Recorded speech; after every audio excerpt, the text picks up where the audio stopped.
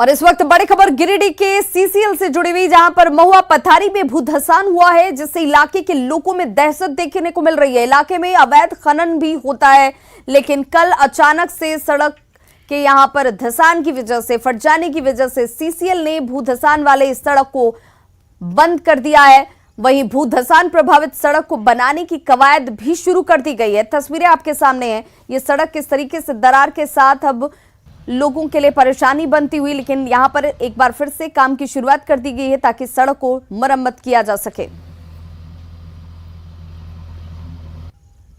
तो फिलहाल सीसीएल की तरफ से इस सड़क की मरम्मती के काम की शुरुआत कर दी गई है।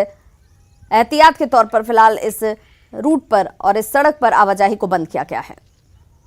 क्षेत्र का महुआ पथारी जो एरिया है उसमें भूधसान हुआ है। फिर परियोजना पदाधिकारी एवं महाप्रबंधक के आदेशानुसार हम लोग आकर यहाँ पर कल शाम में इंस्पेक्शन किए थे। इंस्पेक्शन के दौरान भूधसान का क्षेत्र देखा गया। लगभग 50 मीटर बाई 50 मीटर का एरिया है और 1 फीट के आसपास ज़मीन धंस गया है। इसमें एक पगडंडी जैसा रास्ता बना हुआ है, इसको हम लोग फिलहाल दोनों तरफ से कटवा दे रहे हैं ताकि कोई भी आदमी गलती से या भूल चूक से उस क्षेत्र में नहीं जाए। वैसे तो पहले से ही इस क्षेत्र को खतरा संभावित क्षेत्र घोषित किया जा चुका है और जगह जगह पर डेंजर बोर्ड और खतरा का निशान लगा हुआ है। फिर भी भूल चूक से कोई लोग जो रहे आ जा ना सके, जिसके कारण रास्ते को दोनों तरफ से ब्लॉक कर दिया जाएगा।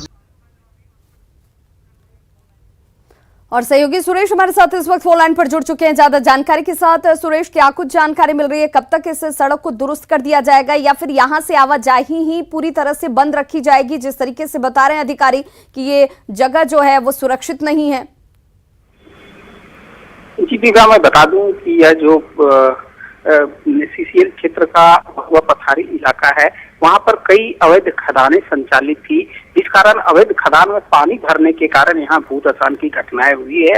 और यह अमूमन प्रत्येक वर्ष देखने को मिलता है। इस जहाँ पर अवैध खदान होता है उसके आसपास भूधसान होता है। मैं बता दूं कि यहाँ जब महुआ पथारी में भूधसान हुआ, उसके बाद सीसीएल के अधिकारी एक्शन में यहाँ पर आए हैं और उस पूरे क्षेत्र को उन्होंने सील कर दिया है। भूधसान एरिया तक जाने वाले टोटल मार्ग को बंद कर दिया गया है। और सीसीएल के अधिकारी से मेरी बात हुई है, उन्होंने कहा कि इसे डेंजर जोन घोषित करते हुए पूरे इलाके में बोर्ड लगाया जाएगा ताकि इस क्षेत्र में लोगों की आवाजाही नहीं यहाँ पर हो। इसके बाद सीसीएल सुरक्षा मानकों को ध्यान में रखते हुए फिर इस भूधसान वाले क्षेत्र में अपना काम शुरू करेगी। जी बहुत बहुत शुक्रिया सुरेश इस तमाम जानकारी के लिए। साहिबगंज में अगवा व्यवसायी का शव बरामद किया गया है। बिरयू के बरमसिया गांव के खेत में व्यवसायी अरुण शाह के शव को बरामद किया गया। 20 जून को व्यवसायी का अपहरण किया जाता है, जिसके बाद अपहरणकर्ताओं ने व्यवसायी को छोड़ने के लिए परिजनों से फिरौती की मांग की थी। वहीं अरुण शाह की तलाश में पुलिस ने कल यहां छापेमारी की, लेकिन इस दौरान पुलिस टीम के ऊपर ही हमला कर दिया गया, जिसमें एएसआई को गोली लगी। वहीं बरहेट थाना प्रभारी को भी चोट आई। घायल एएसआई का इलाज रांची के मेडका अस्पताल में जारी है। वहीं आज अगवा व्यवसायी अरुण शाह के शव को बरामद किया गया, जिसके बाद पुलिस अब इस मामले की जांच में जुट गई है। अपहरणकर्ताओं की तलाश में पुलिस डॉग स्क्वाड की मदद भी ले रही है। और सहयोगी निशांत हमारे साथ इस वक्त फोन लाइन पर जुड़ चुके हैं। निशांत, ये कल जब हमला किया गया तभी संदेह जाहिर किया जा रहा था कि व्यवसायी को इसी इलाके में रखा गया है और उसके बाद क्या घटना को अंजाम दिया गया? अब उनके शव की बरामदगी हुई है।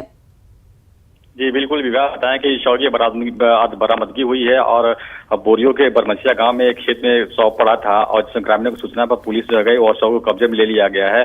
और फिलहाल पूरे मामले पर जो पुलिस अब खोजी कुत्ते का इंतजार कर रही थी, जिसे दुमका से लाया जाना था, लेकिन लगातार जिले में हो रही बारिश की वजह से अभी ये जानकारी मिल रही है कि अब खोजी कुत्ते की मदद नहीं ली जाएगी और पोस्टमार्टम कराने की तैयारी है, जिसे साहिबगंज सदर अस्पताल में लाया जा रहा है। विभाग निशांत, क्या जब पुलिस कल पहुंची थी उसके बाद जो लगातार छापेमारी की बात कही जा रही थी, उसमें किसी की गिरफ्तारी, कोई जानकारी, कौन लोग इसमें शामिल, कोई क्लू प्लू के पास अब तक?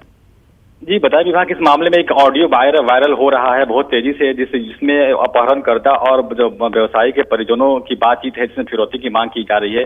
तो निश्चित रूप से इसमें पुलिस की कार्यशैली पर भी सवाल उठ रहा है कि ऑडियो वीडियो लगातार ऑडियो वायरल हो रहा है और परिजन जो है लगातार थाना के संपर्क में है, हर गतिविधि की जानकारी दे रहे हैं। और इसका एक पहलू ये भी है कि तमाम गतिविधियों की जानकारी अपहरणकर्ताओं को भी मिल रही है और इस वायरल ऑडियो में जो है वो एक बार स्थानीय युवक का नाम लिया जा रहा है। तो कुल मिलाकर है कि पुलिस की एक सुस्ती भी कही जा सकती है कि इसमें कि ऑडियो वायरल होने के बाद हर गतिविधि की जानकारी पुलिस को होने के बावजूद भी जो है उसमें पुलिस को अब तक किसी प्रकार का ठोस सुराग है कि वो नहीं मिल सका और पुलिस जो है वो सफलता के रूप में पुलिस को हाथ नहीं लगा। विवाह निशांत, बहुत बहुत शुक्रिया तमाम जानकारी के लिए।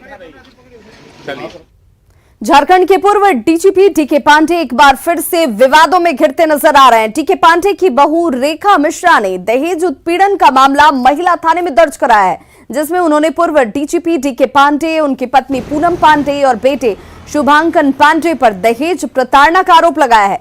रेखा मिश्रा बीजेपी नेता गणेश मिश्रा की बेटी हैं। डीके पांडे जब झारखंड के डीजीपी थे तभी 15 फरवरी 2016 को शुभांकन और रेखा की शादी हुई। आपको बताते चलें कि पूर्व डीजीपी डीके पांडे का विवादों के साथ पुराना नाता है। बकुरिया कांड में भी डीके पांडे सवालों के घेरे में है। वहीं कांके में सीएनटी एक्ट का उल्लंघन कर पत्नी पूनम पांडे के नाम से जमीन को खरीदने का भी उनके ऊपर आरोप लगा है और अब बहू ने दहेज प्रताड़ना और घरेलू हिंसा का आरोप लगाया है। एक आवेदन प्राप्त हुआ है अभी, उसमें एक महिला रेखा मिश्रा है, उन्होंने एक आवेदन दिया है जिसमें उन्होंने अपने सास ससुर और पति पर आरोप लगाया है दहेज प्रताड़ना का और अन्य आरोप भी हैं, जिस पे हम लोग अग्रतर कार्रवाई कर रहे हैं। महिला थाना में कांड दर्ज किया गया है। पूर्व डीजीपी डीके पांडे का आरोप है, क्या कुछ कार्रवाई होगी, गिरफ्तारी या फिर पूछताछ? देखिए, अभी तो कांड दर्ज हुआ है तो मेरिट पे हम लोग प्रोफेशनली अनुसंधान करेंगे और जो भी उसमें अग्रतर कार्रवाई होगी की जाएगी। सर, आरोप किस पर है सर? उसमें 3 अभियुक्त बनाए गए हैं और उसमें उनके सास हैं, ससुर हैं और उनके पति। सेक्शन 498 है, 406 है, 34 डोरी एक्ट है। पूर्व डीजीपी डीके पांडे की मुश्किलें एक बार फिर बढ़ चली हैं। इस बार जो आरोप उन पर लगे हैं वो काफी गंभीर हैं। मामले में दहेज उत्पीड़न और घरेलू हिंसा का आरोप उनकी बहू के द्वारा ही उन पर लगाए गए हैं। मामले में 3 लोगों को आरोपित बनाया गया है, जिसमें उनकी पत्नी और उनके बेटे शुभांकर पांडे का भी नाम है।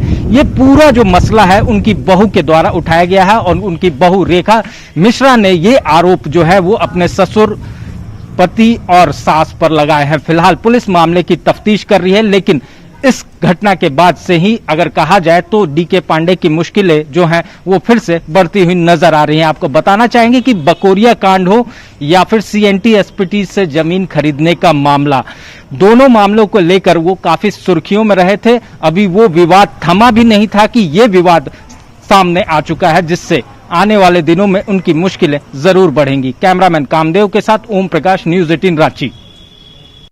पूर्वी सिंहभूम के घाटशिला में जंगली हाथियों का उत्पात जारी है, जिससे ग्रामीणों में दहशत है। खौफजदा ग्रामीण स्कूल की छत पर रात गुजारने को मजबूर हैं।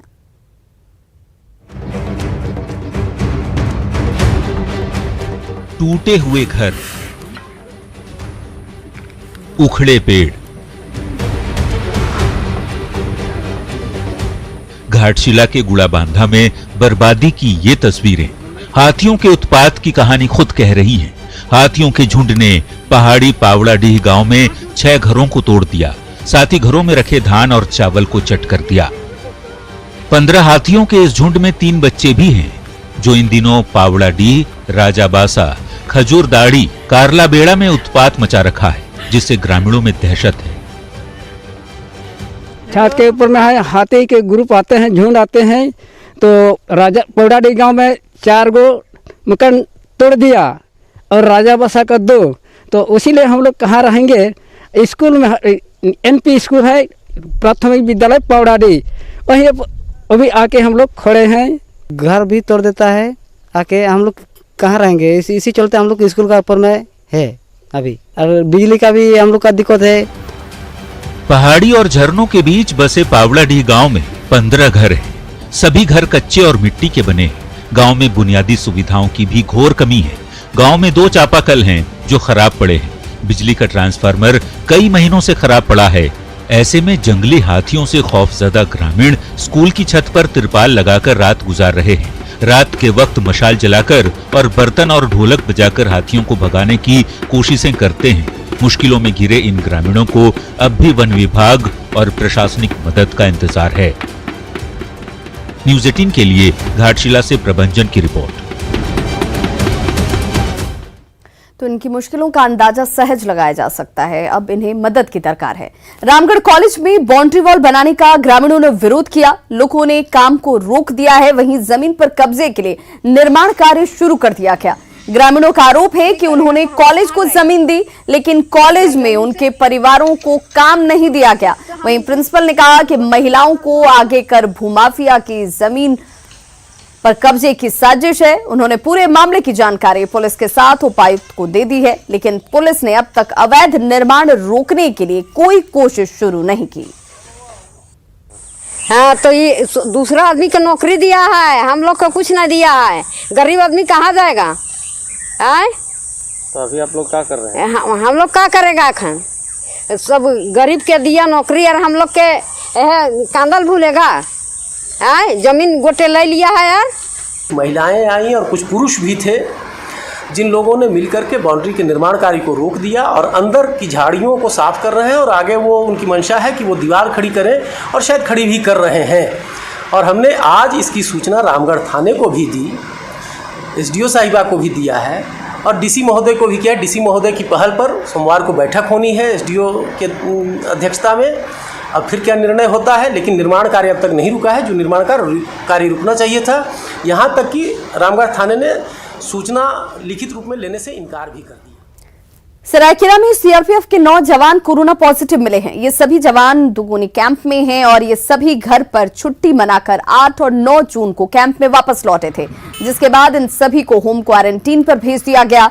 अब इनकी रिपोर्ट पॉजिटिव आई है, जिसके बाद सभी जवानों को जमशेदपुर के टीएमएच में बने कोविड अस्पताल में भेज दिया गया है। कोरोना संकट को लेकर दुमका में हर साल निकलने वाले हूल पद यात्रा को कोरोना जागरण यात्रा का नाम दिया गया है। शहर के पोखरा चौक से लेकर डीसी और एसपी ने हरी झंडी दिखाकर जागरण रथ को रवाना किया। ये यात्रा 30 जून को साहिबगंज के भुगनाडीह पहुंचेगी, जहां सिद्धू कान्हू की प्रतिमा पर माल्यार्पण किया जाएगा।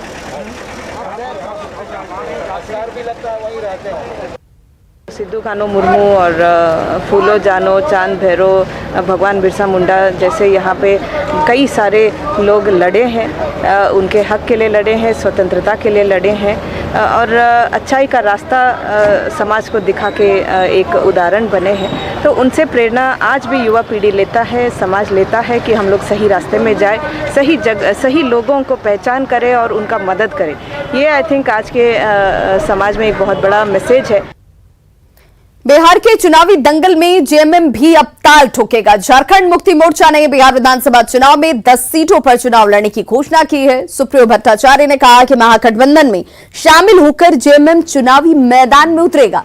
उन्होंने ये भी कहा कि पार्टी उन सीटों पर अपने उम्मीदवार उतारेगी जहां पर आदिवासियों की संख्या ज्यादा है। जेएमएम ने तारापुर, झाझा, कटोरिया, बांका, ठाकुरगंज, रुपौली, प्राणपुर, बनमनखी, जमालपुर और पिरपैंती सीट पर दावेदारी जताई है। राजद हमारे गठबंधन में है और उनके एक ही विधायक यहाँ पर चुनाव जीते।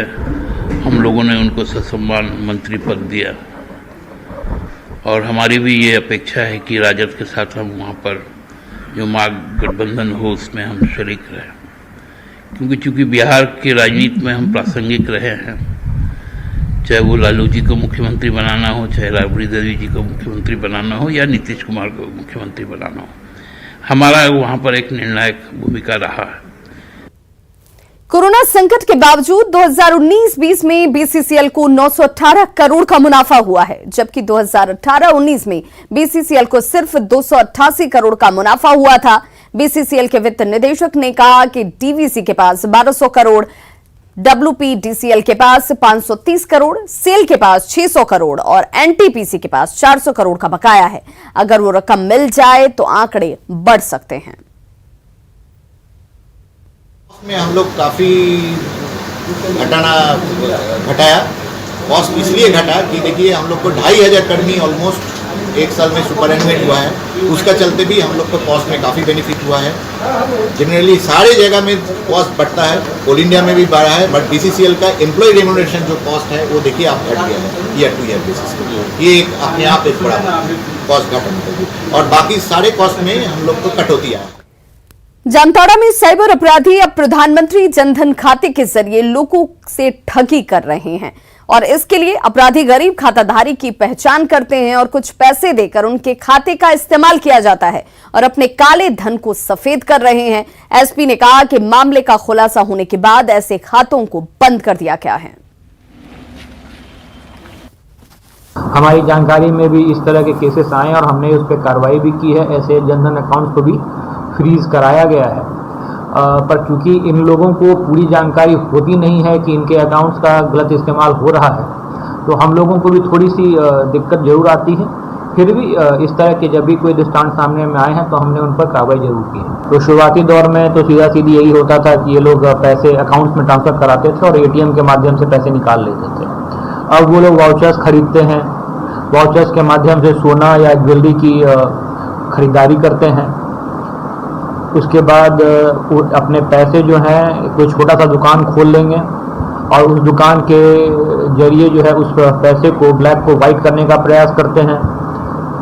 कुछ और लोगों जो कुछ धनाढ़ लोग होते हैं उनके साथ ये लोग मिलकर या चाहे किसी भी माध्यम से जो पैसे कमाते हैं उनको ये अपने पैसे देते हैं, सूद के ऊपर दे देते हैं ताकि इनके पास पैसा ना रहे और किसी और आदमी के पास में पैसा रहे और एक फिक्स्ड अमाउंट इनको लगातार खर्च करने के लिए मिलता रहे।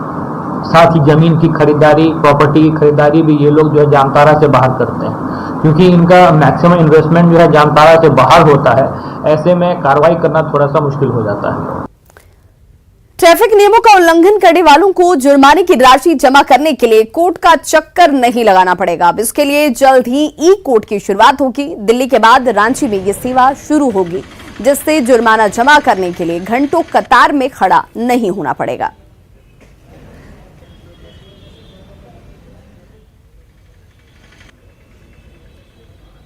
ही ई कोर्ट, ट्रैफिक कोर्ट के लिए ई कोर्ट का व्यवस्था हम लोग कराने जा रहे हैं।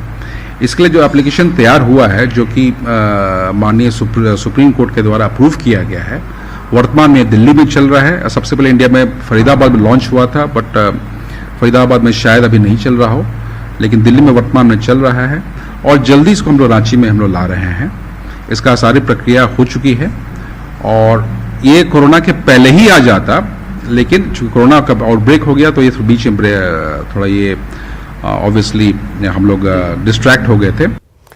और इस वक्त बड़ी खबर बिहार से आ रही है, जहां पर बिहार के मंत्री विनोद सिंह कोरोना पॉजिटिव पाए गए हैं। विनोद सिंह कोरोना पॉजिटिव पाए गए हैं, ये बड़ी खबर इस वक्त बिहार से सामने आती हुई। विनोद सिंह की पत्नी भी कोरोना पॉजिटिव पाई गई हैं। पिछड़ा अति पिछड़ा कल्याण मंत्री हैं विनोद सिंह और उनकी पत्नी के कोरोना पॉजिटिव की बात सामने आ रही है। फिलहाल कटिहार में है मंत्री विनोद सिंह और उनकी पत्नी भी कोरोना पॉजिटिव। तो देखिए कोरोना का दायरा किस तरीके से लगातार बढ़ता हुआ, जिसमें अब मंत्री भी इसकी जद में आते हुए। बिहार के मंत्री विनोद सिंह कोरोना पॉजिटिव हुए हैं, साथ ही साथ उनकी पत्नी को भी कोरोना पॉजिटिव पाया गया है। इस वक्त कटिहार में है वो और पिछड़ा अति पिछड़ा कल्याण मंत्री विनोद सिंह कोरोना पॉजिटिव। तो खबरों का सिलसिला लगातार जारी, आप देखते रहिए न्यूज़ 18 बिहार झारखंड।